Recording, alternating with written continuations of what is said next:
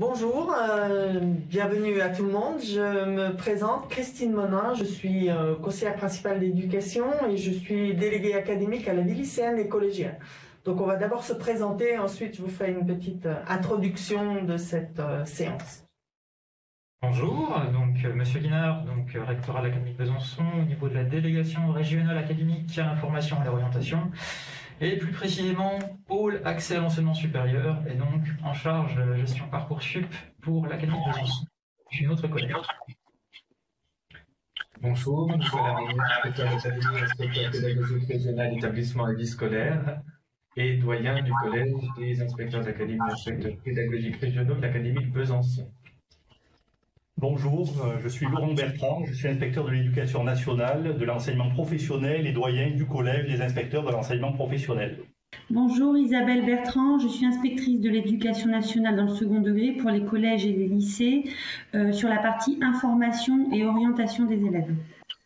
Bonjour, Christian Grisard, proviseur du lycée Jean-Michel Lons-Saunier, siégeant au CAVL. Yannis Zérard, vice-président du lycée Georges Cuvier à Montbéliard.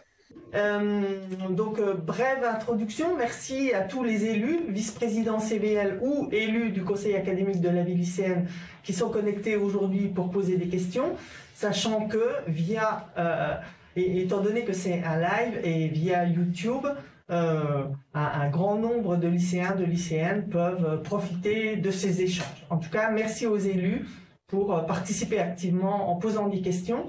Je vous rappelle que vous avez un rôle au sujet de l'orientation dans le cadre de votre mission d'élu dans les CVL et dans les CAVL, aussi bien pour vous informer vous-même et puis pour retransmettre l'information aussi le plus largement possible autour de vous. Donc vous devez être force de proposition sur toutes ces questions d'orientation et donc on a choisi de vous proposer cette séance d'échange aujourd'hui parce que, comme vous le savez tous, la saisie des vœux dans Parcoursup va bientôt débuter et on imagine que vous avez beaucoup de questions. Je replace cette séance aussi dans le cadre des travaux du conseil académique de la vie lycéenne. Les élus se sont intéressés à l'accompagnement en général des élèves, à la réussite, et nous avons proposé aux élus du CAVL lors d'un séminaire en septembre d'échanger, de débattre à l'université, à la maison de l'étudiant. Donc je sais que plusieurs élus CAVL sont connectés aujourd'hui et je compte sur eux pour faire part un petit peu déjà des idées qui avaient été émises. Voilà, donc on va sans tarder vous laisser la parole pour poser vos questions. Alors je sais que en septembre on avait eu un séminaire de 3 jours et on avait eu une réunion justement concernant notre avenir, concernant la poursuite d'études et on avait déjà eu des réunions en visioconférence pour ça. Lors de cette réunion, il me semble qu'on avait parlé de comment on se sentait au lycée, comment on percevait les cours, comment on les voyait avec ces semaines distancielles, présentielles, le vécu par rapport à notre confinement, voilà, comment on se sentait si on était dans les lycées généraux, dans les lycées professionnels, même les filières technologiques. On a soutiré pas mal de choses. Beaucoup revenaient les mêmes. Voilà, on se disait que ça a été des années assez dures pour nous en tant que élèves ayant vécu une pandémie. Nous y sommes toujours. Je pense que aujourd'hui, à l'heure actuelle, notre avenir est entre nos mains. Voilà, c'est compliqué pour nous, des jeunes, voilà, qui sommes en terminale, voire en première, et pas savoir ce qu'ils veulent faire plus tard. On se pose beaucoup de questions, je pense, par rapport à Parcoursup surtout. Voilà, je sais que il va y avoir la semaine de Parcoursup, si ça a été déjà engagé dans certains lycées, ou si c'est la semaine prochaine, sachant que Parcoursup ouvrira le 20 janvier. Donc voilà, je pense qu'on va se poser beaucoup de questions. Si vous avez des questions à poser à nous, les élus CAVL, nous sommes preneurs et nous serons toujours là pour répondre à vos questions. Merci Léna pour ton intervention. Donc tu dis nous nous posons beaucoup de questions. C'est vraiment l'objectif d'aujourd'hui de les poser vos questions. Voilà. Bonjour à toutes et à tous. Vous m'entendez? Très bien, oui. Du coup, je vais me présenter. Je m'appelle Nguyen Mikali. Je suis élue CAVL et je suis vice-présidente du lycée du Lac à Besançon. J'étais donc à ce séminaire Comuna.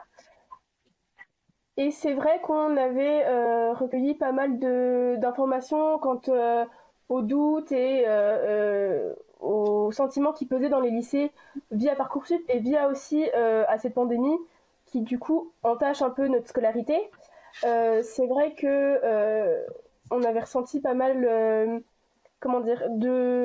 d'inquiétude des élèves et aussi des professeurs parce que on est un peu dans l'incertitude et c'est vrai que voilà, on se posait pas mal de questions et on n'était pas forcément serein quant à Parcoursup qui est quand même un peu une bête noire pour les élèves de terminale parce que c'est beaucoup d'inquiétude, c'est beaucoup d'incertitude et du coup voilà, on avait vraiment essayé au cours de ce séminaire de cibler les questions et les potentielles réponses qu'on aurait pu donner aux élèves voilà, inquiets.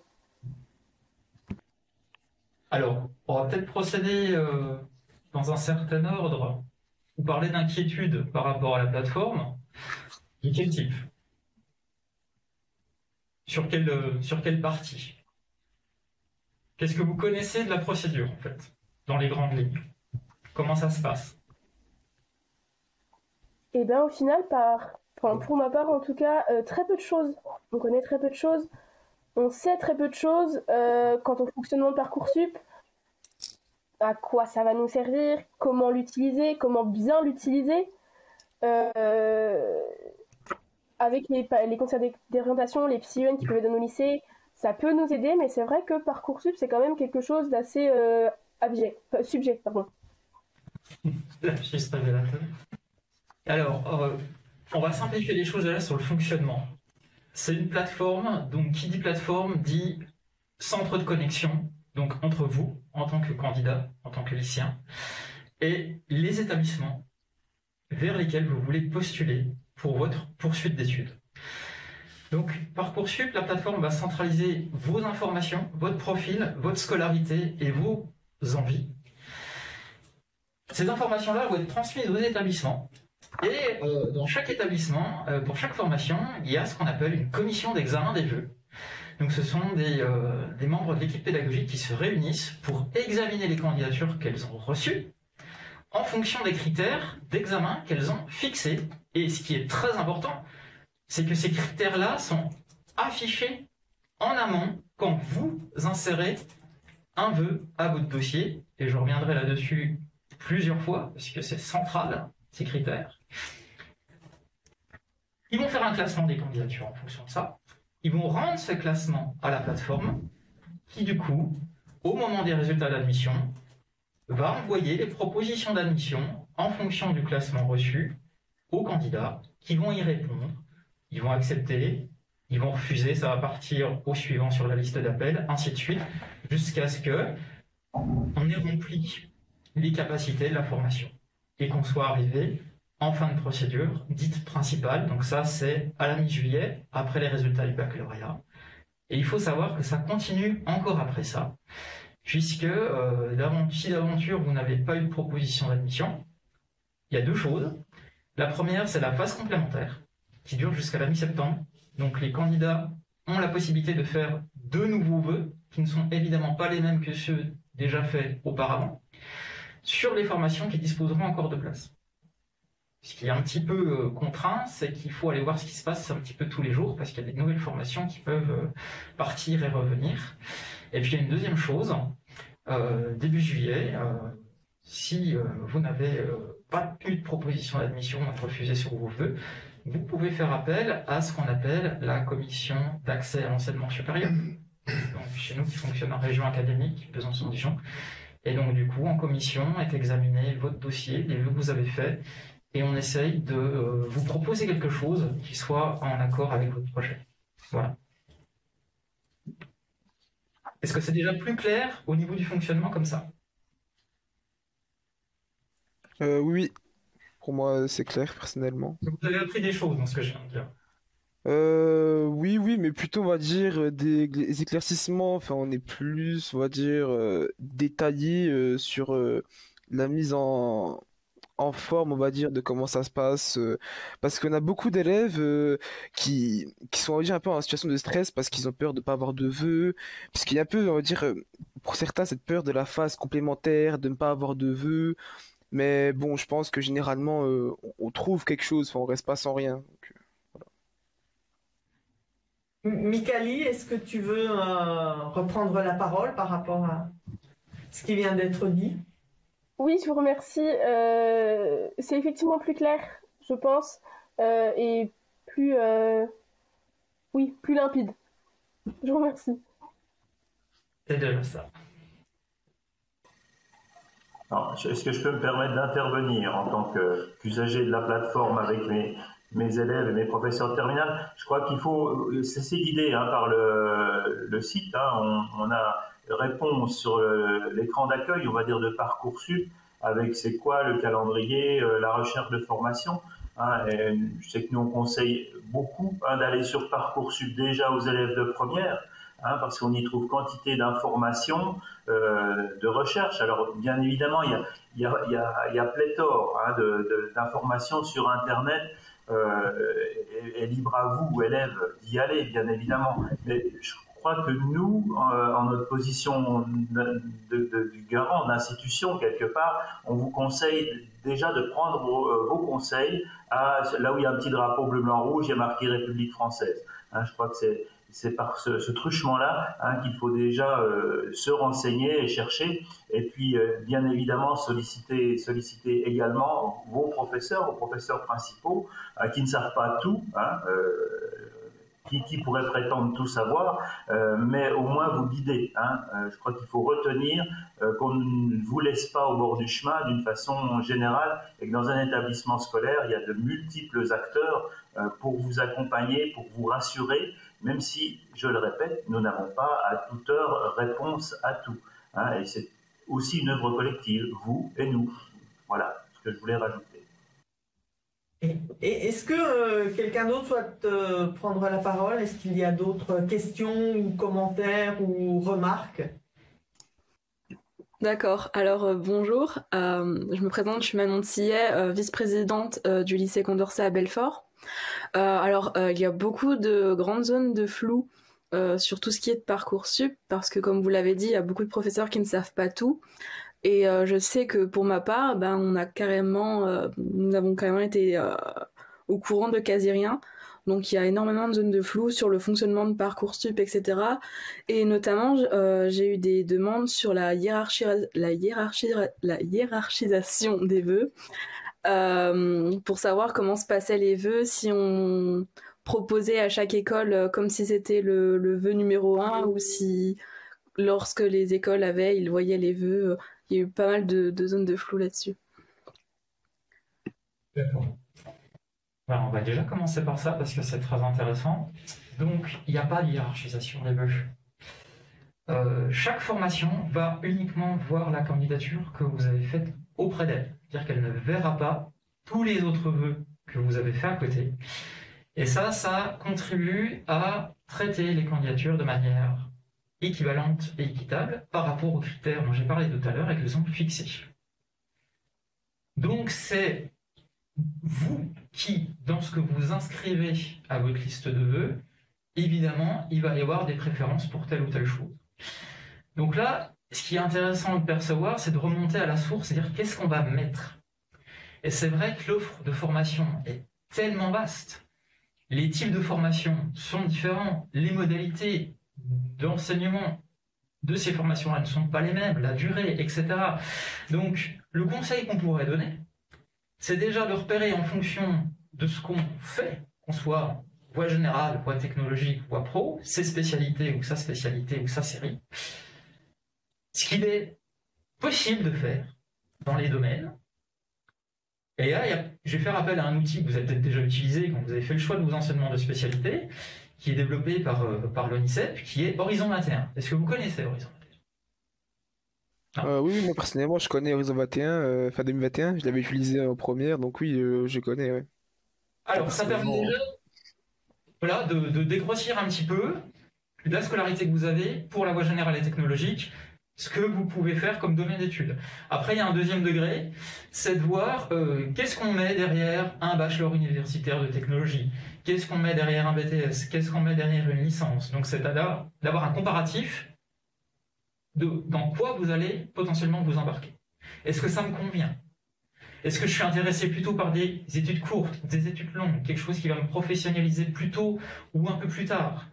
Donc là-dessus, je vais vous parler d'un autre site, aussi ONICEP, parce qu'on a des sites nationaux qui sont très bien faits, qui est le site Terminal. Donc qui change au niveau de l'intitulé tous les ans. Là, on est 2021-2022. Est-ce que ça, c'est un site que vous connaissez? Pour ma part, non. Moi, pour ma part, non. Voilà. Donc, il est organisé selon 5 étapes qui vous permettent un petit peu de dégrossir les choses et puis de voir ce qu'il est possible de faire pour vous. Et une fois qu'on a fait ça, eh ben, on peut aller s'attaquer à Parcoursup sans forcément faire de dossier. Parce que le dossier Parcoursup, c'est la partie pratique finale.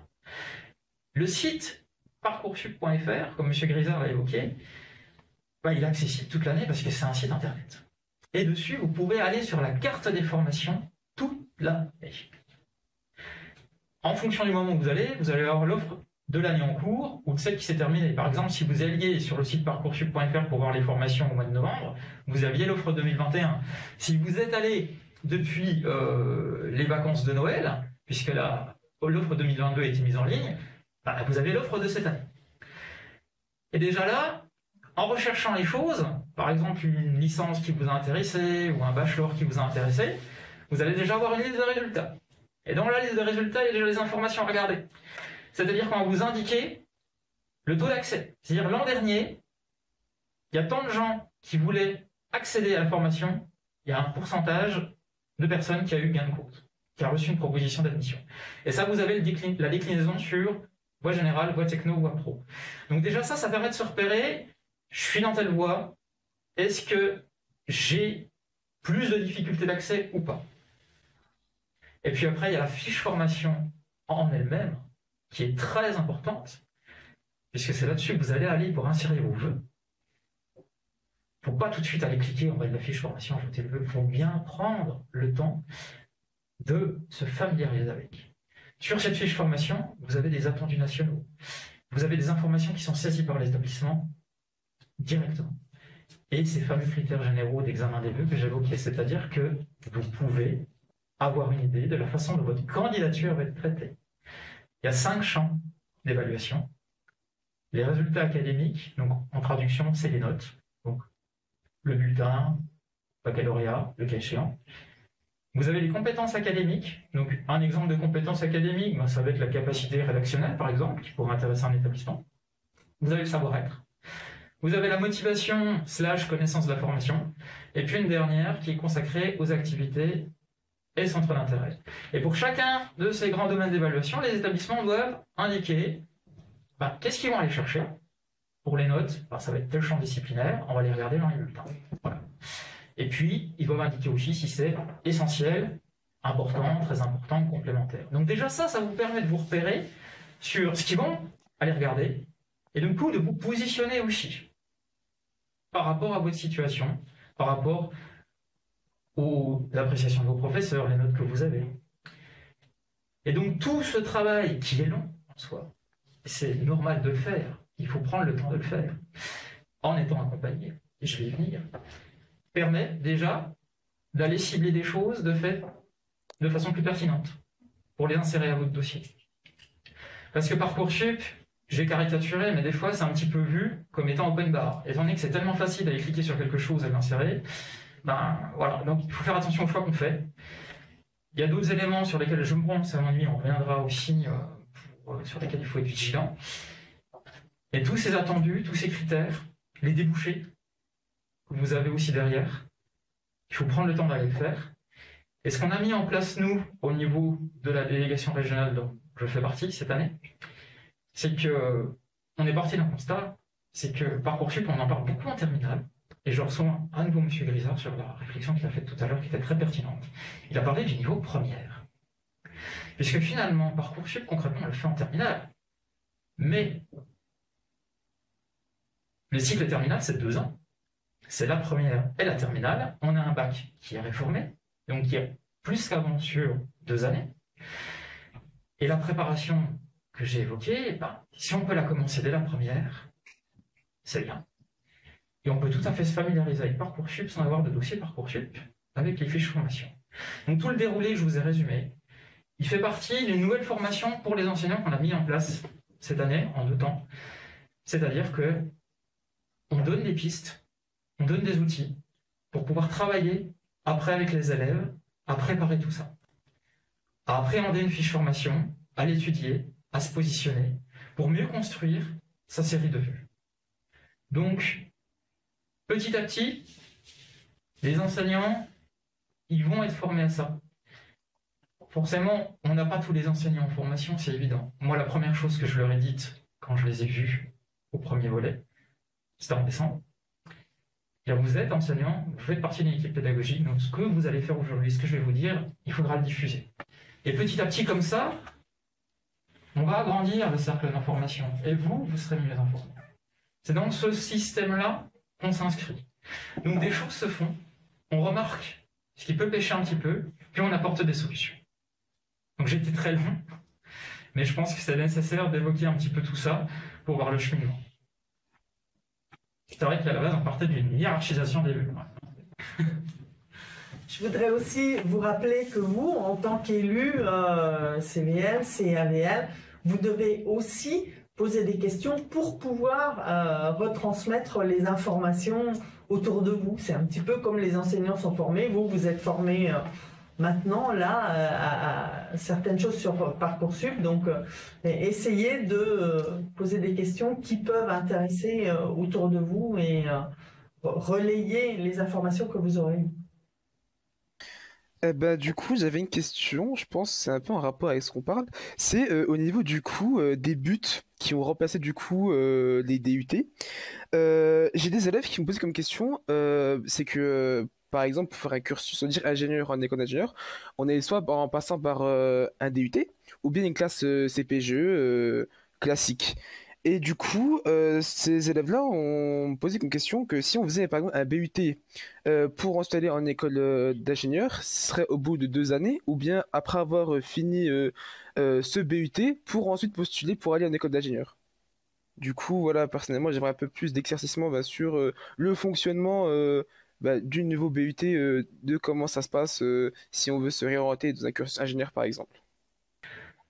Alors, c'est vraiment un cas qui est très particulier. Donc le BUT, oui, qui a remplacé les DUT, comme vous l'avez dit. Donc maintenant, on est sur 3 ans. Donc ça veut dire que quand vous vous lancez dans un BUT, théoriquement, vous vous lancez sur les 3 ans. Après, tout n'est pas fermé. Le principe aussi de cette réforme-là, c'était de faire des passerelles. C'est-à-dire qu'au bout de la 2e année, comme avant avec le DUT, vous pourrez avoir un DUT de nouvelle formule si vous souhaitez vous arrêter à cette étape-là et puis aller plutôt vers l'insertion professionnelle. Et puis, pour poursuivre la 3e année, il n'y aura pas de sélection comme il y avait avant avec les licences professionnelles et vous pouvez aller jusqu'au bout. Donc après, tout dépend de la spécialité de BUT, tout dépend du type d'école qu'on vise derrière. Et je vais en revenir à la fiche formation. Parce que ce genre de choses est indiqué par l'établissement au niveau des débouchés. Mais le principe de la réforme, c'est de faire des passerelles, de toute façon. Voilà, je vais reprendre la parole parce que c'est en même temps, je suis sur Parcoursup en même temps qu'on suit les débats.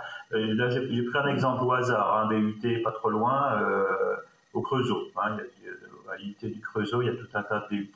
Donc ça vous décrit, on n'y va pas Parcoursup, comme je le disais il y a 2 minutes. On clique sur BUT, les contenus, ce qu'on vient de vous expliquer à l'instant. Et puis il y a la plupart du temps, je n'ai pas vérifié sur toutes les formations et tous les sites des établissements, bien évidemment, mais que faire après un BUT?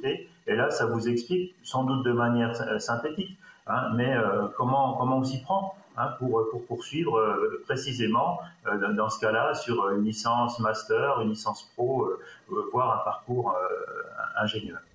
Je je crois qu'il faut. Alors c'est sûr, ça prend du temps. Il y a un travail de recherche. Là, je vais parler un petit peu en tant qu'ancien cet après-midi. Hein, je crois qu'on a, enfin, nous avons à notre disposition énormément de documents. Oui, c'est sûr, ça prend du temps. Il faut s'organiser, il faut être curieux, il faut aller farfouiller. Je crois que le terme est un peu trivial, mais je crois qu'il faut avoir cette curiosité pour accéder aux éléments qui nous intéressent en tant que futurs étudiants.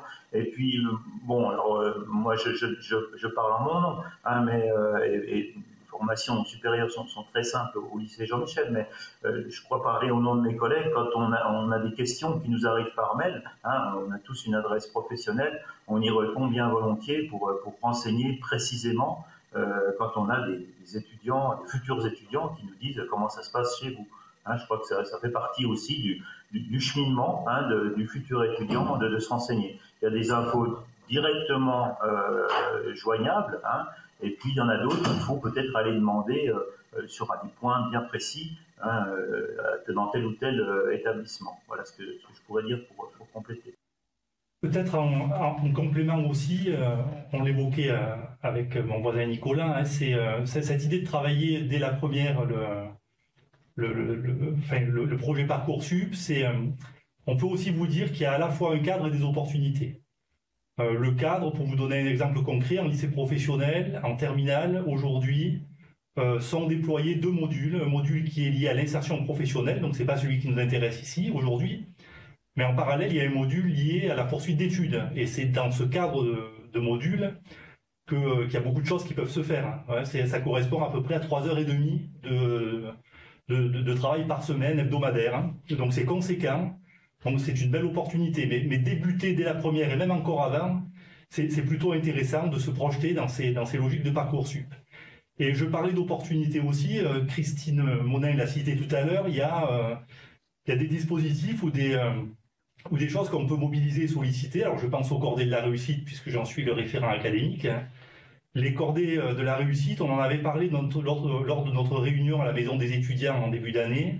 C'est un dispositif, un réseau de solidarité qui permet à des groupes d'élèves en fait, de travailler le parcours de formation et la projection vers l'enseignement supérieur, bien sûr, l'ambition. Donc là, c'est l'idée de travailler aussi entre pairs avec des accompagnateurs, bien sûr, éventuellement des étudiants mobilisés. Et ça, c'est quelque chose de très intéressant. Une autre opportunité, ça avait été abordé aussi lors de notre réunion en septembre, hein, c'est de mobiliser l'université, notamment par le dispositif Les étudiants ambassadeurs.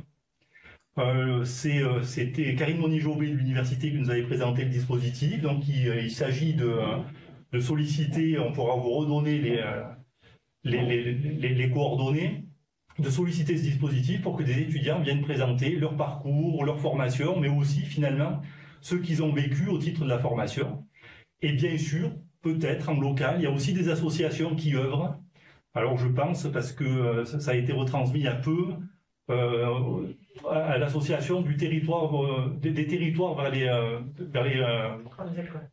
Pardon ? Vers les grandes écoles. Vers les grandes écoles, merci. Voilà, je cherchais la suite. Alors, il y a du Doubs aux grandes écoles, de la Haute-Saône aux grandes écoles. Je ne crois pas que ça soit implanté dans le Jura, mais non. Voilà, il y a d'autres associations par ailleurs qui peuvent aussi vous aider. Et dans tous les cas, de travailler entre pairs. Alors, entre pairs, entre lycéens, mais aussi entre pairs, lycéens et étudiants, pour essayer de voir un petit peu comment les autres ont vécu ces travaux d'orientation ou de formalisation des vœux dans Parcoursup. Non, c'est simplement pour compléter ce que disait mon collègue et puis mon voisin de gauche. Je pense qu'il ne faut pas non plus hésiter à solliciter vos enseignants et pas uniquement les professeurs principaux, non pas pour vous orienter, mais pour vous donner leur conseil ou leur expertise sur vos compétences, sur ce que vous savez faire pour mieux le mettre en lien avec vos appétences. Et vous situer et éviter tous les phénomènes d'autocensure qu'on peut remarquer, et en particulier pour certaines catégories socio-professionnelles. Donc c'est vraiment important d'aller vers vos enseignants pour mieux vous aider à vous positionner, et en particulier pour ne pas vous dévaloriser par rapport aux compétences que vous pourriez exploiter dans l'enseignement supérieur, et pas uniquement de manière généraliste auprès des professeurs principaux. Les enseignants dans leur discipline sont capables de vous situer, en tout cas de vous aider à vous situer, et c'est important de les solliciter en tant que de besoin. Peut-être pour compléter, par rapport à ce qui vient d'être dit, ce qui est important, Monsieur Grisard l'a dit, c'est un petit peu, puis les autres collègues, c'est saisir toutes les opportunités qui sont offertes pour vous renseigner, pour prendre de l'information, et ça s'inscrit dans le temps. Donc effectivement, solliciter les professeurs principaux, solliciter les enseignants, éventuellement demander à des camarades, ou si on connaît, ou si on est dans ou si on est en corde avec l'université, échanger avec des étudiants. On a aussi des opportunités, des temps forts qui sont proposés dans les établissements scolaires, par exemple le printemps de l'orientation, qui a été qui est principalement destiné aux élèves de seconde et de première, et qui a été ouvert l'année dernière aux élèves de la voie professionnelle seconde, première et terminale. L'idée, c'est que voilà, pour faire des choix, il faut vraiment se renseigner. Ça se fait à plusieurs moments de sa scolarité, et c'est pas demain j'ai des vœux à faire, donc après-demain je vais sur le site internet, et puis dans 4 jours je fais des vœux. C'est vraiment un processus qui prend du temps, et vraiment pour voir comment les élèves évoluent. C'est vrai qu'entre le moment où effectivement la plateforme ouvre, donc il peut y avoir un côté un petit peu angoissant, parce qu'on se dit, bah voilà, ça commence, ça devient sérieux en terminale, là j'ai peut-être 3 mois pour me positionner. Si vraiment vous êtes proactif, que vous prenez le temps de prendre de l'information, de vous poser des questions, vous pouvez aussi être accompagné par les psychologues de l'éducation nationale pour vous poser les bonnes questions. C'est est-ce que je choisis, est-ce que je fais ces vœux par rapport à ce qu'on attend de moi, ou est-ce que c'est vraiment quelque chose qui me plaît? Je peux vous assurer qu'entre le mois de janvier et le mois de mars, vous pouvez être surpris même de l'évolution de vos choix. Et je pense qu'il faut accepter ce processus qui prend un petit peu de temps. Hein, voilà. Donc cette année, en 2022, le printemps de l'orientation, donc il aura lieu du 14 au 16 mars, et il est décliné de manière un petit peu différente selon les territoires, selon les établissements scolaires. Lina, tu souhaitais peut-être faire une remarque ou poser une question? À toi la parole. Du coup, je voulais faire une remarque. Dans mon cas, au lycée Jacques Prévert à Dole, je sais que l'année dernière, on a beaucoup parlé avec les profs quand j'étais en première, du coup, et ils nous disaient que la priorité n'était pas pour l'instant Parcoursup pour eux, c'était vraiment de nous faire avancer sur le programme en vue des conditions sanitaires et au vu du confinement d'avril 2021. Par contre, cette année, là, pendant cette semaine-là, on a eu des intervenants, donc d'autres d'un lycée voisin, en fait, qui sont venus nous expliquer leur filière. Et au vu de ça, avec nos professeurs principaux, ainsi que nos professeurs de professionnels, nous avons des heures d'AP qui sont donc toutes les semaines. Donc je crois que on a 2 ou 3 heures d'AP par semaine. Et ils ont été pris pour faire des entretiens individuels.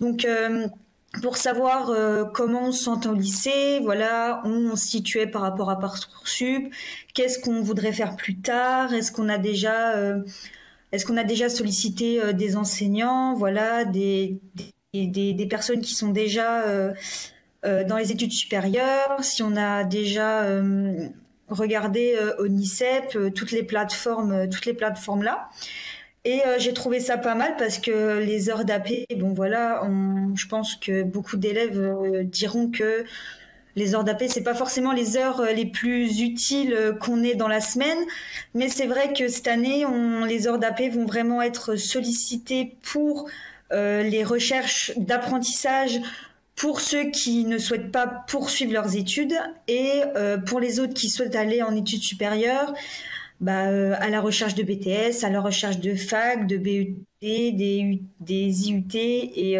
j'ai trouvé ça vraiment bien et vraiment encourageant de leur part. On nous a montré des vidéos pour voir comment allait se dérouler Parcoursup.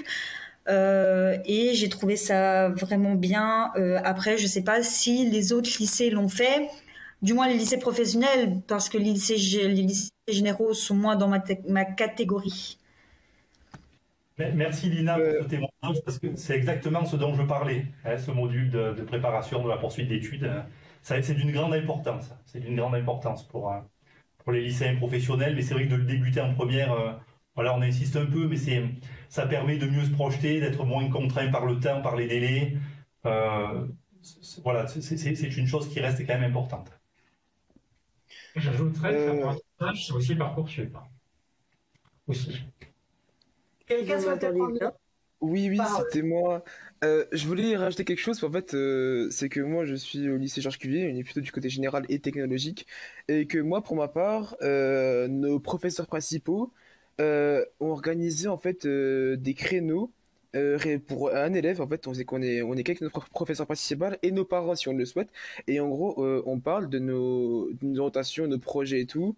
Et on a des questions, on les pose, on a en retour des renseignements, des détails concernant des formations, et je trouve ça vraiment très appréciable parce que pour nous, quand on est accompagné, on est déjà moins stressé et on sait qu'au moins il y a quelqu'un derrière nous qui va nous aider pour les procédures, la recherche. Donc, moi, franchement, j'invite vraiment à tous les lycées, si c'est possible de le faire, d'organiser un créneau pour chaque élève, avec ses parents si c'est possible, et pour que l'élève, pour s'il a des questions, bah, il ait toutes les réponses, et pour que ça facilite son avancement dans Parcoursup. Mais comme l'a rappelé Madame Monin, vous avez un rôle dans l'organisation de toutes les actions liées à l'orientation et notamment un rôle d'impulsion. Et la force que vous pouvez avoir, c'est d'échanger entre vous, de mutualiser les pratiques qui vous paraissent justement les plus accompagnantes et peut-être de les suggérer, de les proposer. Vous avez évidemment le rôle du professeur principal, on a le rôle des enseignants. Il y a aussi toute l'organisation des 2 semaines d'orientation au sein des lycées et vous avez tout votre rôle à jouer en tant que force de proposition. Effectivement, vous êtes sans doute les mieux à même pour exprimer ce dont vous avez besoin en termes d'accompagnement, et il faut vraiment que vous ayez une attitude proactive par rapport à ça. Nous, on pourra s'en faire les relais, mais à partir d'éléments que vous nous apporterez pour que ce ne soit pas des adultes qui pensent à votre place la façon dont vous pourriez être le mieux accompagné possible, mais de façon que vous le pensiez vous-même. Oui, alors moi j'ai juste apporté un témoignage à nous de ce qu'on organise au niveau du lycée. On avait prévu ça en présentiel, hein, les conditions font que on fera ça en distanciel, mais on prépare ça avec les psyN, hein, de 2 séances, mardi, jeudi prochain en soirée, avec des questions préalables, un petit peu comme cet après-midi, et puis une visio à destination et des élèves, bien évidemment, et de leur famille, parce que c'est encore une fois un travail collectif où on part d'un diapo de présentation et puis après on répond à des questions plus précises, un petit peu à l'instar de ce que l'on fait cet après-midi. Donc bon, ça c'est pas très très compliqué à organiser. Je pense que ça, sans vouloir remettre un petit caillou dans les chaussures de mes collègues chefs d'établissement, mais je crois qu'ils y ont déjà réfléchi à organiser ce genre d'événement finalement qui est techniquement qui est facile d'accès. Hein, en réglementant un petit peu le nombre de connexions, bien évidemment. Quand on a 400 élèves de terminale, voire plus, ça peut être compliqué. Mais bon, avec de la bonne volonté, on arrive à plein de choses utiles.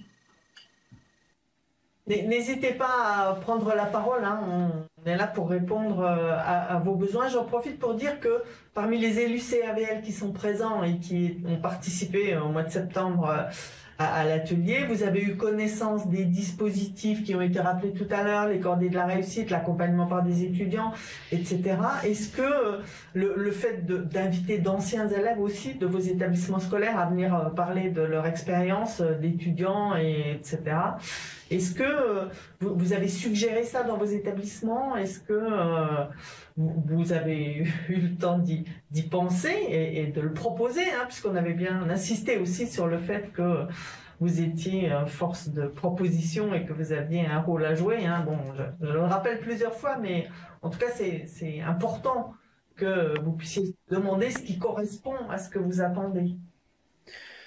Alors, pour ma part, au lycée Georges Cuvier, on n'a pas eu beaucoup d'élèves, on va dire. En fait, c'est vraiment des formations en fait qui viennent se présenter. Par exemple, on a une prépa ECG de Besançon, du lycée Louis Pergaud, qui est venu nous faire une présentation d'une prépa avec 3 élèves qui nous expliquent leur ressenti Et franchement, je trouve que c'est bien parce que d'une part, on nous présente une formation qui peut peut-être nous intéresser, mais aussi on a aussi le ressenti des élèves qui nous disent une ambiance, s'ils peuvent avoir une vie sociable en dehors des cours et tout. C'est quelque chose de très très important parce que généralement, quand on nous dit une prépa, par exemple, oui, c'est que du travail, vous ne pourrez pas sortir. En fait, c'est vraiment, il fait une croix sur notre vie, c'est vraiment 2 ans de travail.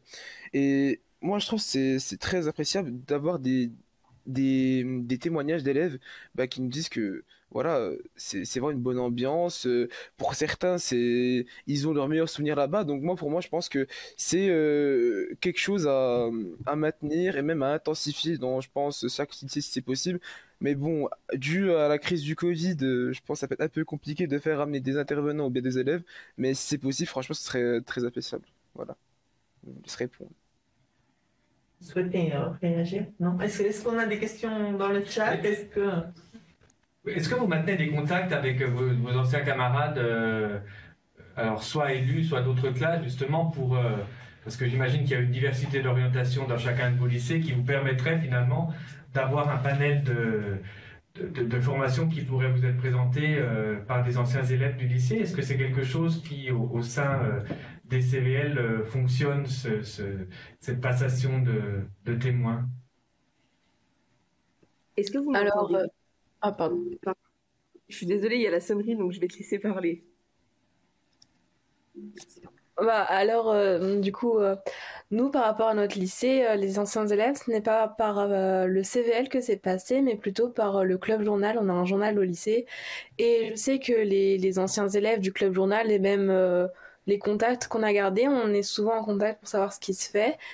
Et notamment, on avait prévu une édition sur justement ce que sont devenus nos élèves. L'année dernière, on avait un projet de faire une carte avec chaque élève qui était parti dans un pays et d'essayer de retracer tous les certains anciens élèves pour voir comment c'est parti, comment les élèves sont partis, ce qu'ils ont fait, s'ils ont fait des bons choix, etc. Bon, on va Moi, je peut-être trouve. laisser la parole à Khadija qui ne s'est pas encore exprimée et si la sonnerie a cessé. Oui, ça a terminé, merci. Je voulais juste dire que nous, du coup, au lycée Jacques Duhamel, à Dole, on était restés vraiment en contact régulier avec les élèves en fait des CVL précédents. Donc du coup, on a des élèves qui sont partis dans plein de formations différentes, etc. Et qui reviennent régulièrement au lycée donc pour voir comment le CVL évolue, etc. Donc en fait, ça pourrait être une super bonne chose de demander aux élèves qui étaient investis dans le lycée de leur proposer de venir présenter leur formation. Très bonne idée. Qui poursuit? Alors je sais que il me semble que dans mon lycée, moi, lycée Prévert, j'en avais déjà parlé à mon CPE. Après, avec le Covid, je sais plus vraiment si on en avait reparlé, si ça allait être possible, mais je sais pas si ma requête avait été entendue puisque justement nous avons eu des intervenants qui étaient justement anciennement au lycée Jacques Prévert, qui sont venus nous présenter leur filière à eux. Et je vous avoue que ça a mis le flou pour beaucoup d'élèves quand ils sont venus présenter leur formation. Tu peux nous expliquer un peu pourquoi? Ouais, c'est-à-dire le flou parce que j'ai pas trop compris personnellement. Alors c'était des élèves de différentes filières. Donc c'était des BTS voilà qui sont venus nous présenter leurs différentes filières. Et bien sûr on s'était déjà renseigné sur les filières là qu'on voulait faire. Donc je sais que dans ma classe, il y en a qui voudraient partir en BTS MCO donc management commercial opérationnel. Donc il y avait justement une élève de cette filière-là et au fur et à mesure du temps qu'elle expliquait sa filière, c'est sûr, les élèves n'ont pas eu la même vision d'Internet que de la vision d'un élève qui explique réellement sa filière. Et ça a créé des flous dans leur tête et ils se demandent toujours si c'est ça qu'ils veulent faire vraiment après leur bac.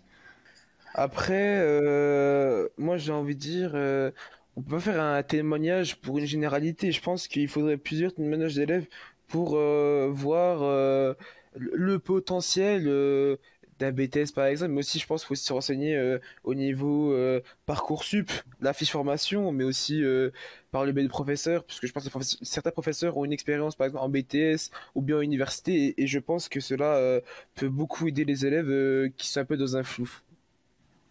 Tout à fait, c'est justement ce qu'on avait fait avec nos professeurs. Donc même si Parcoursup n'est pas encore ouvert, on peut quand même consulter les fiches et voir ce qu'on a à faire après le bac. Après, c'est vrai que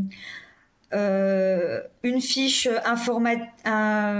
d'information pardon et un élève qui explique réellement sa filière, c'est deux choses complètement différentes. On voit vraiment ce que l'élève va faire dans sa filière, ce qu'il voit en apprentissage si l'élève est en apprentissage, alors qu'une fiche informative c'est vraiment ça peut être vraiment brièvement expliqué ou voire pas du tout. Il nous explique juste que voilà, c'est un BTS en 2 ou 3 ans, qu'on fait ça, mais c'est pas vraiment rentré dans le détail. Après aussi, ça dépend du type d'élève qu'on a en face de nous. Peut-être qu'on a un élève qui n'apprécie pas son BTS et souhaite se réorienter à la fin de la première de BTS, ou on peut tomber sur un élève qui adore son BTS et là qui va vraiment être passionné par son sujet et va apporter beaucoup d'éléments de réponse. Donc c'est vraiment en fait, je- c'est ouais, c'est un peu de la chance. Enfin, en gros, c'est soit on a un très bon témoignage, ou soit on a un témoignage qui peut être un peu contradictoire. Nous donner une mauvaise image alors que ça peut pas être le cas quoi. Oui, c'est important ce que vous dites là, parce qu'une information seule en elle-même ne suffit jamais. C'est-à-dire que si l'étudiant passionné arrive à vous convaincre, est-ce que c'est vraiment pour autant aussi une information aussi fiable que ça? C'est-à-dire que, et contrairement à un étudiant qui n'est pas passionné et qui vous transmettrait quelque chose de négatif, c'est pas plus fiable, c'est le croisement des informations qui est important. C'est-à-dire de ne pas rester sur une seule impression à un moment donné, mais bien de ce qu'on dit un petit peu depuis tout à l'heure, hein, d'avoir une pluralité de sources pour arriver justement à faire un choix raisonné, raisonnable. Voilà, ça, c'est vraiment extrêmement intéressant. Et d'où aussi, là, on revient sur la temporalité, l'idée de se dire première terminale, c'est une bonne cible sur la période de réflexion que vous pouvez engager, même si c'est jamais trop tard, bien sûr. Hein. Après, je pense que... Après, vas-y, Pardon, vas-y. excuse-moi. Non, vas-y, Merci. allez-y. Je pense que ça peut être aussi une bonne chose parce que les élèves, par exemple, qui peuvent pas forcément se déplacer sur les salons comme Studirama, etc., ben, ça peut être une bonne chose pour eux aussi qu'il y ait des intervenants dans les classes. Et je pense du coup, comme Lina elle le disait, qu'il y a parfois une totale différence entre ce qu'on peut voir sur Internet et quand un élève vient présenter directement sa formation. Ça permet aussi aux élèves peut-être de mettre un flou pardon, dans un sens comme Lina le disait, mais dans un autre, ça peut aussi permettre d'avoir un réel avis construit vraiment, etc., par un élève sur la formation, et ça peut aussi permettre du coup de se rendre compte que finalement ça nous intéresse peut-être pas, et donc de pas partir dans une filière et au final en être déçu. Ça permet de nous prévoir entre guillemets à l'avance. Après, pour éviter, je pense là, je pense que aussi les portes ouvertes de plusieurs écoles ou juste pas de formation en lycée, qui peuvent aussi intéresser l'élève parce qu'on peut y apprendre beaucoup de choses, parce que généralement quand il y a les portes ouvertes pour une formation BTS ou BUT par exemple, on peut avoir accès à une interaction avec des professeurs qui vont nous expliquer comment ça marche, peut-être nous expliquer aussi le programme si on est intéressé, le pourquoi du comment ça marche.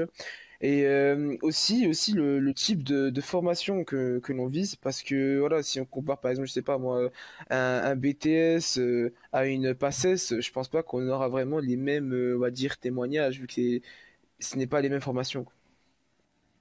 Tout à fait. Je reviens peut-être vers les élus CAVL et vers Mikali qui s'est exprimé tout à l'heure en disant qu'elle manquait d'informations. Est-ce que toutes ces informations combinées au dispositif qui avait été présenté en septembre, est-ce que ça te donne envie de proposer quelque chose dans ton établissement, Mikali? Alors c'est vrai que moi dans mon équipe du coup à Julac à Besançon, on essaye quand même d'avoir cette liaison, comme vous disiez monsieur, entre les anciens élèves et entre du coup nous, pour avoir mieux voilà, excusez-moi, pour avoir plus d'informations. Je sais pas si vous m'entendez, j'ai des gros soucis de connexion. Très bien, oui. Vous êtes prêts correctement? Parfait. Et du coup, je pense que oui, ça nous donne. Enfin, je vais pouvoir véhiculer plusieurs idées qui vont en aider plus d'un, je pense. Sans tarder, hein, on a vraiment insisté sur le fait que ça prend du temps et il faut l'envisager sur du long terme. Donc voilà, tu es en terminale, il faut vraiment ne pas trop tarder avant de... Ah oui, ça c'est sûr que oui, il va falloir... Pour un exemple très concret, hein, sur le lycée Julag, il y a 14 étudiants de l'ENSEM qui accompagnent... non, oui, excusez-moi, il y a 14 élèves de Julag qui sont accompagnés par des étudiants de l'ENSEM. Voilà, depuis 2 années. Donc ça permet effectivement de faire le lien avec une université locale. Après, il y en a d'autres autour de Julag. Et il y a certainement d'autres opportunités à construire en fonction de si c'est pas vers des métiers d'ingénieur ou des métiers scientifiques, en tout cas, de trouver d'autres opportunités. Ça peut se construire aussi dans le cadre de ces cordées. Ça, vous pouvez vous rapprocher de votre direction pour ça. Oui, tout à fait. Et puis on avait eu aussi plusieurs opportunités pour beaucoup d'élèves de terminale d'aller faire des journées dans des lycées supérieurs ou dans des formations qui nous intéressaient et des formations justement qui devaient venir à Julag. Il y en a une qui a pu venir, je crois, les 3 autres avec le contexte sanitaire n'ont pas pu venir et nous on n'a pas pu aller du coup dans les lycées, ça a été annulé à la dernière minute à cause justement du Covid. Mais c'est des choses qui, je pense, auraient été vraiment utiles et nous auraient permis de voir plus clair là-dedans. Si en tant qu'élu, vous avez rencontré des difficultés pour proposer quelque chose, mettre en place quelque chose, vous pouvez nous préciser un petit peu quelles sont ces difficultés ou quelles sont celles que vous imaginez qui pourraient être des freins. Alors bien sûr, hein, on est tous conscients qu'on est dans une situation sanitaire un peu particulière, mais quel conseil, quelle aide on pourrait vous apporter pour vraiment passer à l'action et mettre en place ces choses? Bonjour, Hugo Vimarium, vice-président au lycée Gustave Courbet à Belfort. Nous avons eu la chance d'avoir des anciens élèves qui sont venus nous présenter la licence AES droit que nous avons à Belfort. Mais je constate malheureusement la désinformation sur la formation. Ce qui nous bloque et ce qui nous empêche d'avancer, on travaille dessus avec les élus du CVL, c'est comment pouvoir informer l'intégralité de nos élèves sur ce qui est possible de faire via notamment Parcoursup et tous les sites informatifs de ce genre. On a fait un message général à l'ensemble des lycéens, mais on constate que soit ils ne lisent pas intégralement, soit ils appuient sur la case simplement lue, pour vraiment passer à autre chose sans creuser. Alors, et on constate aussi un manque, je sais pas comment expliquer ça, mais un manque sur tout ce qui est professionnel. On a beaucoup, peut-être un peu exagéré, on est à un lycée avec technologique et général, mais des élèves qui voudraient aller dans le professionnel parce qu'ils ne trouvent pas leur place ou parce qu'ils n'ont pas ou on pensait avoir une appétence pour les études longues et qui se rendent compte que ça leur correspond pas du tout et ils cherchent mais ne trouvent pas ou n'arrivent pas à se réorienter et à faire donc justement tous ces parcours passerelles dont on nous parle tous les ans et comment j'aimerais si vous pouvez nous aider à trouver comment informer et comment aider tous ces jeunes qui sont à la recherche de formations qui leur conviendraient. En fait, si je résume ce que vous dites, c'est-à-dire que tout est sur la table, mais c'est éparpillé, et il y a nécessité de mettre de l'ordre, en fait, de flécher ce qui pourrait être utile, de structurer les choses. En fait, vous avez besoin de structure dans la lecture d'informations, c'est ça? entre les différentes sources. Tout à fait, tout à fait. C'est aiguiller au mieux l'ensemble de nos élèves. Plus facile à dire qu'à faire. Mais il me semble que là vous avez quand même, enfin, je ne vais pas du tout vous dire ce que vous avez à faire, et puis je réfléchis en parlant. Mais il me semble que vous avez tout un réseau de délégués de classe avec vous. Vous n'êtes pas tout seul comme élu. Et que vous auriez, enfin moi, il me semble que c'est le constat que je fais, que vous auriez tout intérêt à travailler avec les délégués pour avoir des relais locaux dans chaque classe pour être effectivement, pouvoir relayer l'information au plus près de vos camarades. Alors, il y a des choses qui se font au niveau des enseignants qui pourraient peut-être être prolongées à votre niveau. Ça peut être ce qu'on appelle des pauses d'information ciblées par classe avec une ou deux personnes qui sur un temps court, ça peut être un temps de récréation, ça peut être aussi une partie d'une heure de vie de classe où vous puissiez être à disposition, donner des informations et puis donner envie à vos camarades d'en savoir un peu plus, et cela de façon ciblée vers toutes les classes. Vous pouvez aussi organiser des permanences, peut-être également de manière ciblée sur certaines thématiques, sur des temps où vous êtes sûr que la plupart des élèves sont dans les établissements pour échanger sur certains sujets. Enfin, il me semble que vous avez une vraie latitude, et puis surtout ce réseau élu CVL et puis délégué de classe qui est sans doute pas assez exploité. Cette liaison-là, elle n'est peut-être pas assez faite pour avoir des relais un peu partout. Voilà en tout cas moi les pistes que m'inspirent mes visites d'établissement.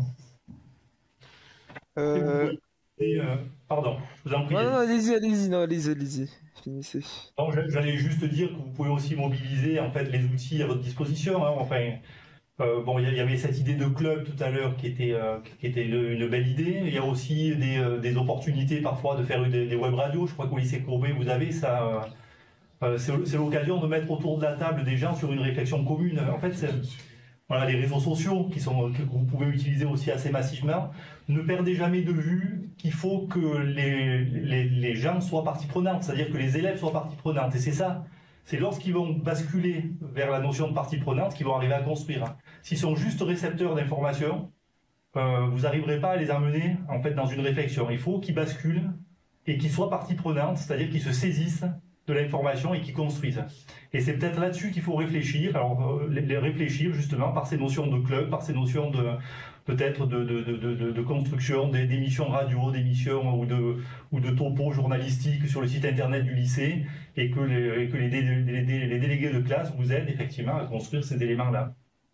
Et peut-être pour prendre un exemple précis, vous savez, il y a 2 ans, au lycée du Hamel, lors de la continuité pédagogique, c'est les élèves qui ont pris l'initiative d'organiser d'organiser la continuité, puis de faire en sorte que chacun puisse avoir accès à des cours avec ses enseignants, et ils ont pris ça en charge, et ils ont pris ça en main, et ça a relativement bien marché. Donc je pense que vous n'êtes pas dépourvu d'initiative et de créativité pour arriver à ça, mais vraiment aidez-vous localement sur tous les réseaux que vous pouvez créer. Je voulais juste rappeler qu'au mois de septembre, lors de nos échanges, on avait aussi beaucoup parlé de confiance en soi, d'estime de soi, de se connaître au départ. Et voilà, ça on le fait en échangeant au contact des autres. Mais peut-être que Lina ou d'autres compléteront, ou Isabelle Bertrand. Oui, Radija, je te laisse la parole. C'était juste pour dire que du coup, c'est vrai que ça avait très très bien marché du coup au lycée Jacques Duhamel, et donc c'est pour ça qu'on a décidé de continuer en fait cette année, et on espère les années à venir.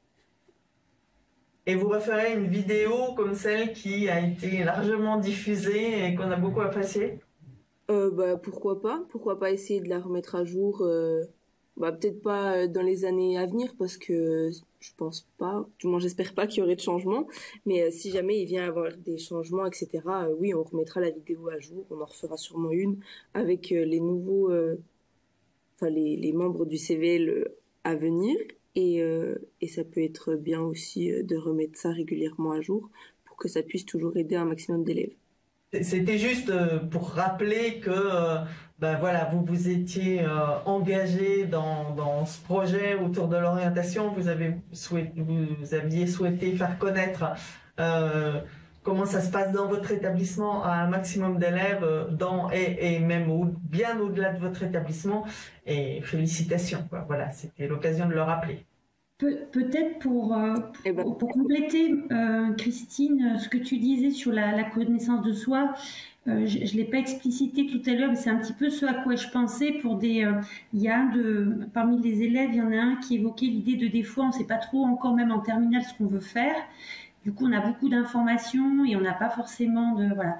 Et l'idée de connaître ses atouts, ses points forts, ses points de fragilité, ce qu'on aime ou ce qu'on n'aime pas, c'est aussi savoir se poser et se dire finalement quelles sont mes appétences, ce vers quoi je suis attirée, et le fait éventuellement d'avoir des questions, de pouvoir échanger. Donc, comme je disais, avec des amis, avec la famille, avec des adultes dans l'établissement, mais également solliciter un rendez-vous avec un ou une CUN, comme Nicolas disait tout à l'heure. J'ai parlé du printemps de l'orientation, mais bien sûr, il y a des semaines de l'orientation dans les établissements qui sont des opportunités proposées dans nos établissements selon des formats différents, selon les départements et les territoires, mais pouvoir faire des entretiens individuels avec quelqu'un qui va vous guider dans cette idée de qui je suis et qu'est-ce que je veux. Et effectivement, vous pouvez parfois être étonné de passer par des détours sur ce que je ne veux pas et ce que je n'aime pas pour finalement aboutir à qu'est-ce que je souhaite. Et c'est pas toujours quand on cherche quel est mon vœu, quel est mon projet qu'on trouve, c'est parfois en passant par ce que je n'aime pas, ce que je ne veux pas faire, ou dans quelle filière je ne me vois pas, que parfois on retombe finalement sur ses pattes sur voilà ce que je souhaite faire. Mais ça, c'est vraiment un travail d'introspection, et c'est pas quelque chose qu'on soit jeune ou moins jeune, même en tant qu'adulte, qu'on peut faire seul. Il faut vraiment avoir un miroir, il faut vraiment échanger avec des gens, et les psy-UN font partie des acteurs qui peuvent vous mettre dans cette démarche, mais également ça peut être un enseignant avec qui on a confiance, qui n'est pas forcément le professeur principal, ça peut être le CPE ou la CPE, ça peut être le ou la documentaliste, enfin tous les acteurs avec qui vous sentez finalement que vous pouvez être sur ce terrain-là pour vous faire avancer. J'ajouterais, ça peut être aussi un assistant d'éducation. Aussi, oui. Bon, liste non exhaustive, vous pouvez aussi... Je pense que c'est une super bonne idée de mettre les documentalistes dans le coup. Nous, je sais qu'au lycée du Hamel, on a différentes actions qui ont été mises en place avec le CDI, etc., en lien avec le CVL. Et on a des ponts d'accès d'aide avec Chloé Bourgeois, qui est la secrétaire des élèves, et donc le CDI avec le CVL. Et ça permet vraiment d'aider. Et est-ce que quelqu'un a encore une question précise par rapport au fonctionnement de Parcoursup? Moi, est-ce que vous m'entendez? Très bien. Très bien. Alors bonjour, je suis Barel Pierre, le vice-président du conseil de la vie lycéenne du lycée Les Huisselets qui se situe à Montbéliard. Et j'aurais une question toute simple. Ça serait pour savoir si l'obtention du bac peut influencer ou non l'acceptation dans certains vœux sur Parcoursup. Tout à fait, et complètement. C'est-à-dire qu'évidemment, tous les vœux que vous allez faire avant les résultats définitifs du baccalauréat. L'accès à l'enseignement supérieur est conditionné par l'obtention du baccalauréat. Donc, si vous n'avez pas le baccalauréat, même si vous avez eu une proposition d'admission quelque part et que vous y avez répondu positivement, eh bien, vous ne pourrez pas au final y aller, c'est-à-dire que vous allez votre vœu va être abandonné parce que le baccalauréat n'a pas été obtenu. C'est une condition sine qua non pour accéder à l'enseignement supérieur. Merci beaucoup. Et une seconde question, je ne sais pas si on y a déjà répondu. Sur quoi se basent nos dossiers Parcoursup? Enfin, sur quoi on se base pour savoir si on est accepté ou refusé? Le bulletin, les notes, les appréciations Il y a un peu de tout. En fait, votre dossier Parcoursup, c'est une boîte qui a les mêmes compartiments chez tout le monde. C'est-à-dire qu'on va avoir vos bulletins scolaires, on va avoir vos notes du baccalauréat pour celles qui sont éligibles au niveau de la plateforme. Je dis ça parce que cette année, on va avoir les enseignements de spécialité de terminale de voie générale et technologique, ce que vous allez faire mi-mars, qui va être intégré à votre dossier Parcoursup. Vous avez les informations de votre scolarité, donc les enseignements, les options, etc. Vous avez aussi les appréciations de vos professeurs sur les bulletins, mais aussi un élément qui est pour les lycéens, qui est la fiche à venir. Est-ce que ça vous évoque quelque chose, la fiche à venir? Question générale. Alors, pas du tout. Alors, pour résumer, c'est quelque chose qui va dire où vous en êtes dans votre scolarité et ce que l'équipe pédagogique pense de vos capacités à réussir. Sur la flèche à venir, vous allez avoir vos notes des 2 premiers trimestres de terminale ou du premier semestre, les appréciations des professeurs. Et puis en complément, vous allez avoir des avis du professeur principal sur votre capacité à réussir dans la formation que vous avez choisie au niveau de vos vœux. Et puis aussi du chef d'établissement. Et ça, c'est aussi quelque chose qui peut être regardé et qui va être regardé par les formations d'accueil. Donc je reviens toujours aux critères qui sont déclarés sur les fiches, hein, c'est indiqué s'ils le font. Et ça, c'est un autre panier commun. Donc tous ces éléments sont transmis, mais tous les établissements et toutes les formations ne vont pas regarder les mêmes choses. Il y a des choses qui sont obligatoires. Le projet de formation motivée, vous allez devoir le remplir pour chaque vœu que vous allez confirmer, puisque c'est pour la confirmation du vœu que c'est nécessaire. Et donc là, il faudra pouvoir le travailler. Et de toute façon, il est intéressant de le travailler, même si la formation a affiché qu'elle ne le regardait pas, parce que ça vous permet aussi de faire un petit peu le point sur pourquoi vous voulez aller dans cette formation-là. Et ça aussi, c'est aussi un travail personnel qui est très important pour se positionner, pour faire son choix. Parce que comme Madame Bertrand l'a dit tout à l'heure, on peut décider d'être intéressé par quelque chose au mois de janvier, puis au mois de mars, finalement, en travaillant un petit peu la question, on n'y est plus. Donc le vœu qu'on a pu insérer à ce moment-là, on ne va pas le confirmer, et c'est tout à fait naturel. Ça peut tout à fait arriver, et c'est normal. Et puis, l'examen, la proposition d'admission, elle va être conditionnée d'une part au classement qui va être rendu, et puis au niveau du volume de vue. Et ça, c'est aussi intéressant de voir si une formation est très demandée ou pas. Et ça aussi, vous avez les chiffres qui vous sont donnés. Alors, c'est intéressant comme question. Est-ce que vous l'avez entendu? Non. Oui. Alors, quelle est la différence entre la lettre de motivation et le projet de formation motivé? Eh bien, il n'y en a pas.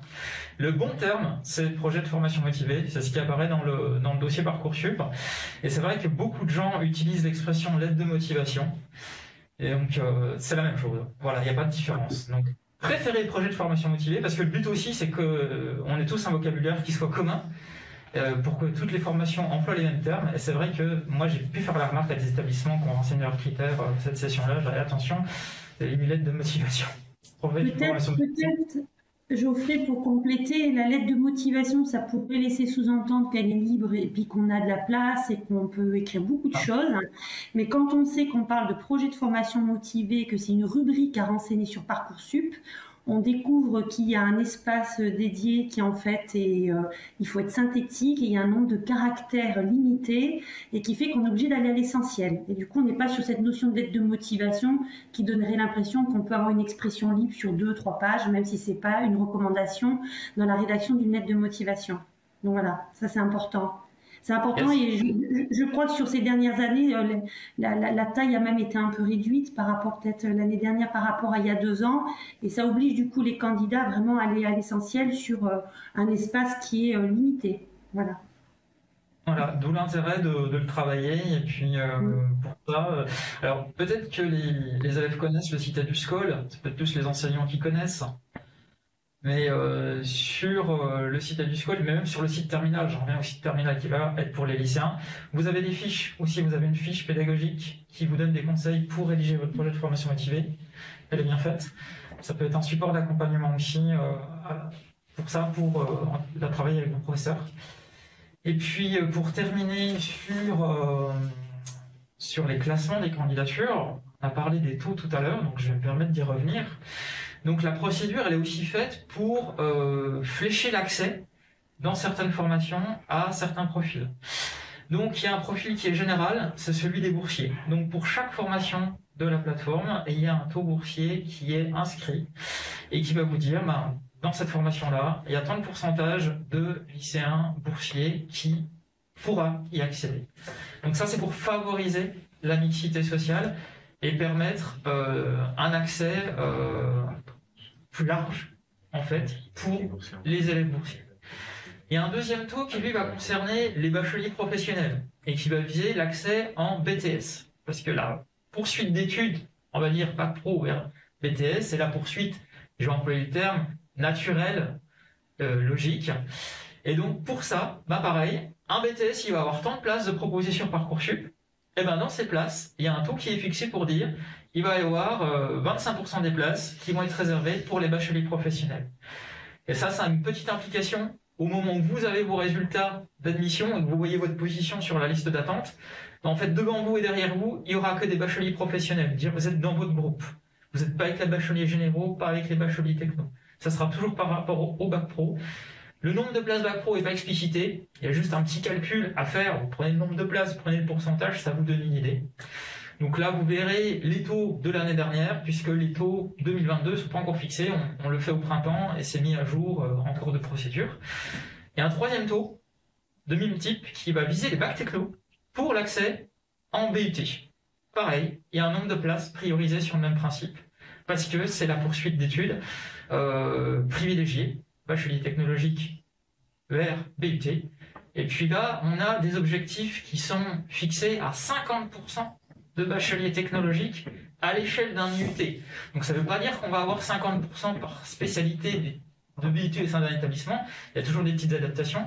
Et l'objectif, c'est de viser 50% d'accès pour les bacheliers technologiques au bout du bout. Donc c'est des choses intéressantes à avoir en tête pour savoir, en fonction de son profil, déjà les fléchages de parcours et les facilités qui sont indiquées. Et puis il y en a un dernier qui va concerner le secteur géographique. Je crois qu'il est important d'en parler. C'est au niveau des licences. Parce que, est-ce que vous savez les deux grands types de formations qu'on a sur Parcoursup? Deux grandes catégories. Non, pas du tout. Alors, on a parlé de BTS, on a parlé de BUT, on a parlé de licence. En fait, une licence, c'est une formation qui est dite non sélective. Et à côté, un BTS, un BUT, une classe prépa, ça va être des formations sélectives. La grosse différence, c'est que dans une formation sélective, au moment des résultats d'admission, vous pouvez découvrir dans votre dossier que la formation vous a dit non, c'est-à-dire qu'elle n'a pas retenu votre candidature. La licence, on va classer tout le monde. Ça veut dire que vous êtes susceptible de recevoir une proposition d'admission en fonction du nombre de places. Voilà, ça veut dire qu'il y a des formations de licence qui sont plus demandées que d'autres. Et la grosse différence entre une licence et une formation sélective, c'est le secteur géographique. Dans une formation sélective, classe prépa, BTS, etc., il n'y a pas de secteur géographique. Ça ne rentre pas en ligne de compte. Les candidatures ne sont pas examinées en fonction de ça. Elles ne sont pas classées en fonction de ça. Et de toute façon, dans les critères généraux d'examen des vœux que j'ai évoqués tout à l'heure, il n'y a pas du tout de place pour faire référence aux critères géographiques. Par contre, au niveau d'une licence, ça va se manifester, puisqu'une licence est non sélective. Donc on va avoir un périmètre géographique qui est défini pour prioriser un accès. Et en général, c'est l'académie. Prenez une licence de notre académie, eh ben, la priorité va être donnée aux lycéens de l'académie de Besançon. Et ce taux de non-résidents, on appelle ça un taux de non-résidents, donc c'est des lycéens et candidats d'une autre académie qui peuvent intégrer une licence chez nous, il varie en fonction de la demande sur la licence. Si une licence est peu demandée, qu'il n'y a pas beaucoup de candidatures, on arrive à la remplir, eh ben, le taux d'accès hors académie il va être élevé. Et si vous avez une formation qui est très demandée, comme droit, stats, passe, eh ben là, vous allez avoir un taux d'accès non résident qui est très faible. Je prends l'exemple de passe, il est de 5%. Pour d'autres licences, ça peut aller jusqu'à 30, 50. Donc pareil, tout ça, c'est des petites choses qu'il faut regarder. Il faut bien retenir que cette histoire des critères géographiques, ça concerne uniquement les formations non sélectives. Voilà, si je pouvais faire le tour un petit peu de tout ça, parce que c'est important. Est-ce que ça a répondu à vos interrogations sur le sujet? Alors personnellement, par rapport à ça, j'aurais une question. Par exemple, c'est une question d'un parent d'élève. Si la formation de licence n'est pas dans l'académie, comment ça se passe? Par exemple, là, on a le cas de LLCER allemand, il me semble. On n'a pas. Le CER allemand, c'est chez nous, de toute façon ça existe. Mais dans l'absolu, par rapport à votre question, si vous avez une spécialité de licence qui n'est pas proposée dans l'Académie de Besançon, vous serez reconnu comme étant de l'académie où elle est proposée. Et vous serez reconnu du secteur, puisqu'elle n'existe pas chez vous. Par contre, si vous faites un vœu en licence de droit chez nous, et que vous faites un vœu en licence de droit, par exemple dans l'Académie de Lyon, comme elle existe dans les deux cas, du côté de Besançon, vous serez reconnu du secteur, du côté de Lyon, vous ne serez pas reconnu de secteur, et vous pourrez éventuellement rentrer dans le cadre du taux qui va être fixé pour les non-résidents. Voilà. D'accord, merci. Et j'aurais encore une question sur la géographie, enfin ça s'approche plus ou moins. C'est par rapport aux sections binationales. Par exemple, je suis en ESABAC et je voulais savoir comment ça se passait. Est-ce que Parcoursup prenait en compte aussi le poursuite binationale, si par exemple il y aurait des études, bon bah il y a LLCER qui seraient les suites logiques, mais il y a aussi les études en Italie par exemple. Est-ce que Parcoursup peut prendre en charge ce genre de formation? Alors là, vous parlez de candidater dans une formation qui se trouve dans un établissement étranger, si je comprends bien. C'est ça, il y a des établissements binationaux à l'étranger ou en France. Est-ce que Parcoursup, justement, est avec ça? Sur la carte Parcoursup, c'est vrai que quand on arrive dessus, on est localisé sur notre académie. Après, il y a la France, mais c'est vrai que vous avez des formations qui sont labellisées aussi à l'extérieur des frontières. Donc déjà, regardez à ce niveau-là. Et puis, si vous ne trouvez pas, ben, la réponse, elle est toute simple. Ça sera hors Parcoursup. Et dans ce contexte-là, il faut entrer directement en contact avec l'établissement pour voir ce qui est proposé. Après, il y a tout un système de est-ce que c'est en Europe ou pas. C'est un autre niveau de complexité, mais déjà commencez par voir si vous trouvez quelque chose, et puis sinon, vous contactez directement l'établissement. D'accord, merci. Est-ce que vous m'entendez? Pardon. Oui. Vous m'entendez? Très bien, oui. Oui, je me présente, Aubry Pierrick, élu CAVL du lycée Condorcet de Belfort. Du coup, je voulais juste répondre à ce que vous m'avez donc répondu à propos de la lettre de motivation et du projet motivé. Donc, je vais vous prendre l'exemple de mon cas. J'ai été en relation avec l'Université de la Sorbonne de Paris concernant une licence en option enseignement franco-allemand.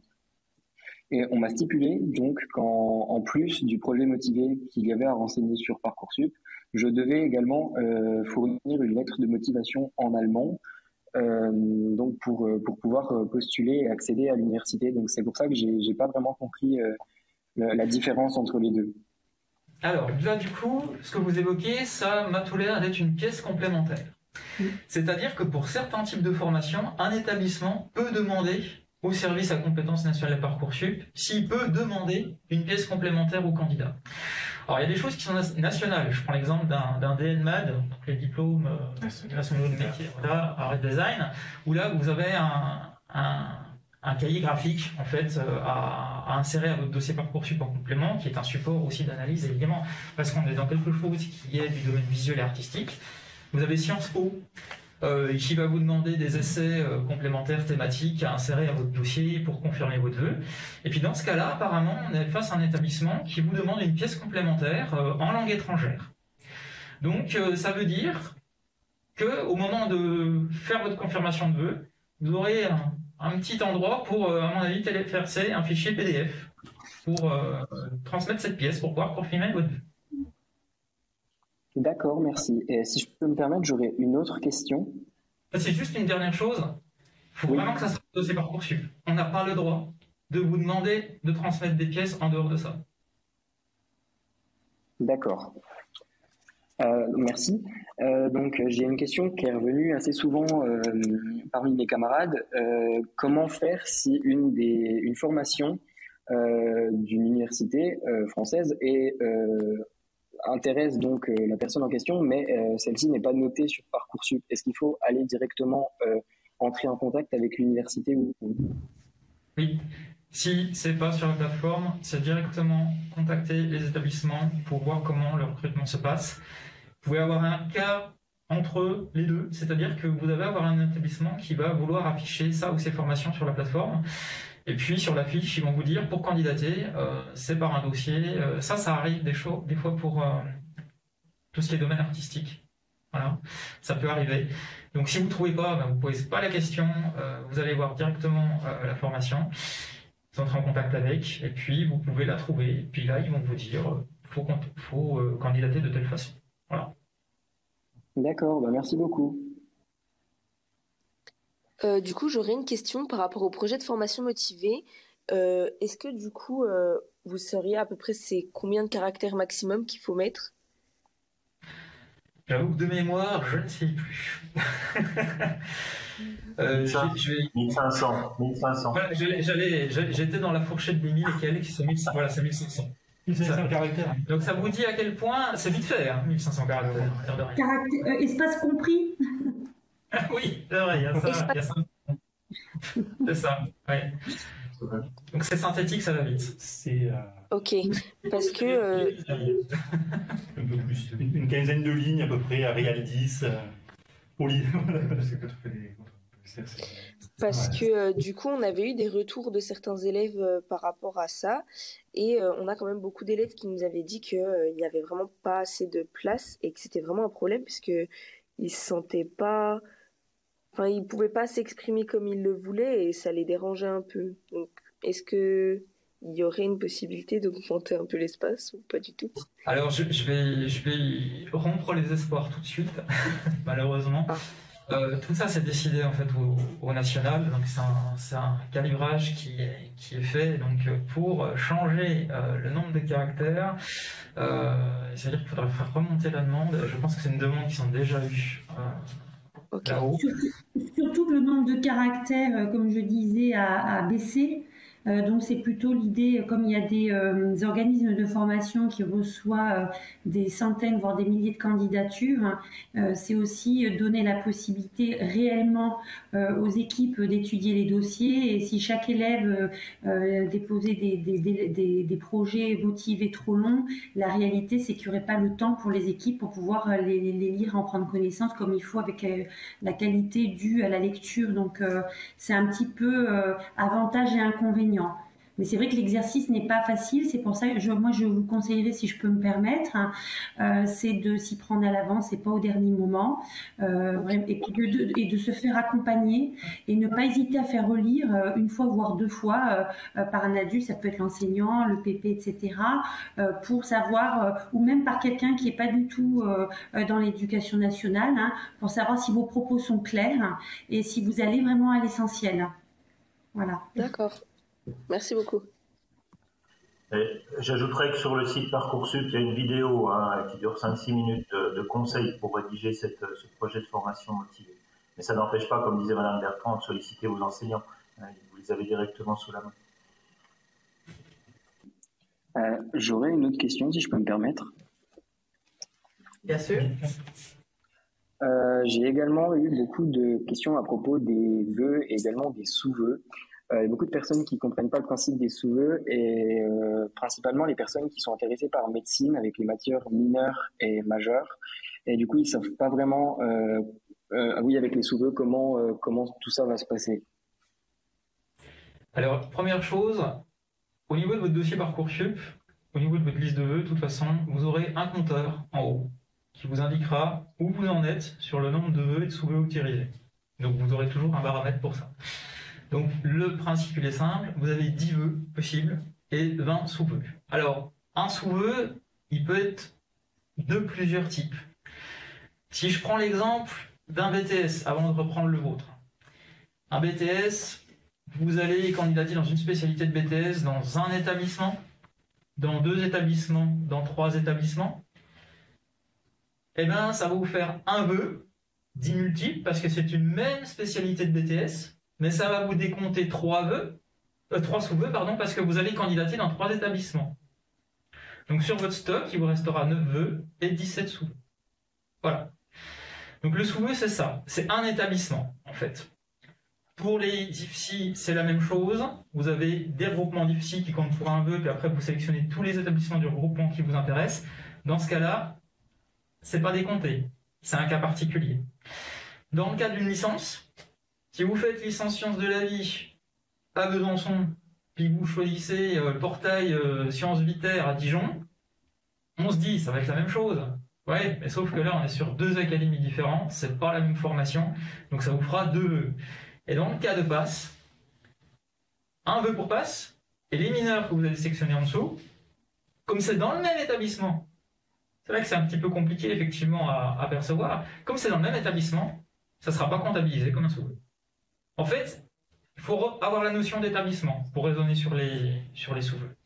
D'accord, merci beaucoup. Moi aussi, j'avais une question qui m'a été posée par des camarades de classe. Et en fait, ils se demandaient, enfin, ils n'avaient pas vraiment compris le principe des cases qui sont cochées par les professeurs sur Parcoursup. Alors, qu'est-ce que vous entendez par case? Et bien justement, c'est la question. J'ai pas été au lycée depuis la rentrée à cause du Covid, mais mes camarades qui ont fait une séance d'AP avec mon professeur principal m'ont dit qu'ils avaient eu des incompréhensions suite à des cases que les professeurs principaux devraient remplir. Enfin, Alors les là, professeurs, pardon. ouais, la seule chose que je vois qu'un professeur principal peut remplir, c'est ce que je disais tout à l'heure au niveau des avis de la fiche à venir. Voilà. Est-ce que y a un avis favorable? Est-ce qu'il y a un engagement citoyen? C'est ce genre de choses-là qu'un PP va remplir. Je ne vois que ça. Donc en fait, ça prend ces thématiques-là, c'est est-ce qu'on estime que vous allez réussir dans le vœu que vous avez formulé? Est-ce que vous avez réalisé un engagement citoyen dans votre scolarité?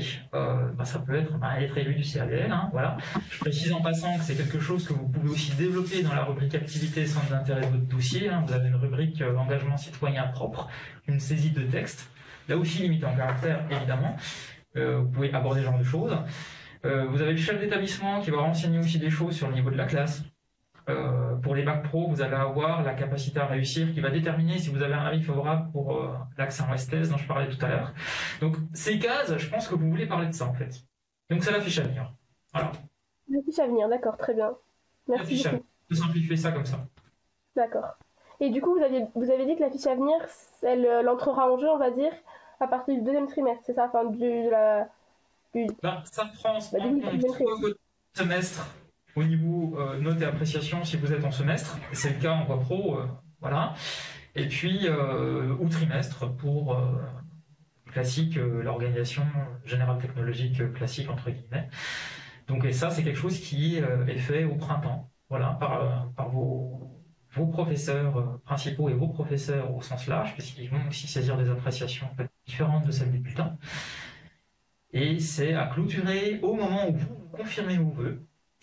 Et dans un premier temps, vous aurez une petite fenêtre d'information là-dessus. Début du mois d'avril, vous aurez une semaine pour aller voir un petit peu votre fiche à venir dans votre dossier. Et vous êtes visible en partie, c'est-à-dire que vous allez pouvoir voir est-ce que vos notes sont bien justes, est-ce qu'il n'y a pas eu d'erreur là-dessus. Je vous conseille toujours de vérifier, parce que s'il y a une erreur, vaut mieux la corriger avant que le dossier parte aux formations d'accueil. Voilà. Et puis, la deuxième partie de la fiche à venir, c'est-à-dire les fameux avis dont on parle, les cases, entre guillemets, ça, vous le verrez au moins à la phase d'admission, c'est pas affiché tout de suite. Je me permets de vous rappeler que l'heure tourne, que nous avions prévu une séance d'1h30 qui s'achève. On va prendre une question dans le chat. La question porte sur l'accès à, par exemple, une spécialité de classe prépa. Si on n'a pas suivi tel ou tel enseignement de spécialité au lycée, est-ce que c'est pénalisant pour candidater? De toute façon, vous pourrez faire le vœu, ça ne sera pas bloquant. Si vous n'avez pas fait les enseignements de spécialité qui sont conseillés sur la fiche formation pour le parcours, ça ne va pas être bloquant pour faire le vœu. Il y a différents profils pédagogiques qui peuvent être examinés, et puis c'est pas parce qu'on n'a pas fait l'enseignement de spécialité qu'on l'a plus pris en complémentaire que ça va être négatif pour vous. Après, évidemment, si l'établissement a déclaré qu'ils allaient regarder ce type de notes, voilà, vous ne pouvez pas aller contre ça, mais faut pas vous autocensurer. Parce que vous vous dites, mince, j'ai pas suivi tel enseignement de spécialité qui est conseillé. Non, surtout pas avoir cette démarche-là. Bon, je pense qu'on va clore cette séance. Merci encore à tout le monde. Et je rappelle, je vais te donner la parole Isabelle, je rappelle que les sites importants que vous devez connaître, vous, pour conseiller autour de vous, c'est Horizon 21, Terminal. Je vous les mettrai. Je vous rappelle aussi qu'il y a un espace sur l'ENTIC, la BFC, un espace d'échange entre vice-président et CVL de l'Académie de Besançon et élu CAVL, et que vous pouvez vous donner des conseils, des informations, et je vous mettrai ces informations-là, ainsi que la fiche dont on a parlé tout à l'heure sur EduSchool pour vous guider. Voilà. Isabelle, un mot de conclusion? Oui, non, je relayais une question dans le chat, je pense qui est importante parce que beaucoup des élèves qui sont là ont justement des engagements citoyens. Et il y a une question sur vis-à-vis de nos activités extrascolaires, engagement citoyen par exemple le CVL, seront-ils directement inscrits sur nos profils ou les élèves doivent-ils le préciser dans chacune, d'élèves de motivation, donc dans chacun des projets de formation motivée? Est-ce que c'est une information qui est à la source et qui est liée à l'identité de l'élève, ou est-ce que c'est quelque chose que l'élève doit remettre dans son projet de formation motivée? Alors, par rapport au projet de formation motivée, j'ai envie de dire, tout dépend du vœu qui va être fait. Si c'est pertinent de le rappeler à cet endroit-là par rapport au vœu, vous pouvez. Voilà. Vous pouvez le mettre en groupé, je vais dire, une fois, dans la rubrique activité centre d'intérêt du dossier Parcoursup. Vous avez un petit champ de saisie de texte pour l'engagement citoyen. Et puis un troisième possibilité que j'ai évoquée tout à l'heure, c'est la précision de la part du professeur principal s'il y avait un engagement citoyen ou pas dans l'établissement au niveau de la fiche à venir. Alors après, c'est quelque chose de très générique.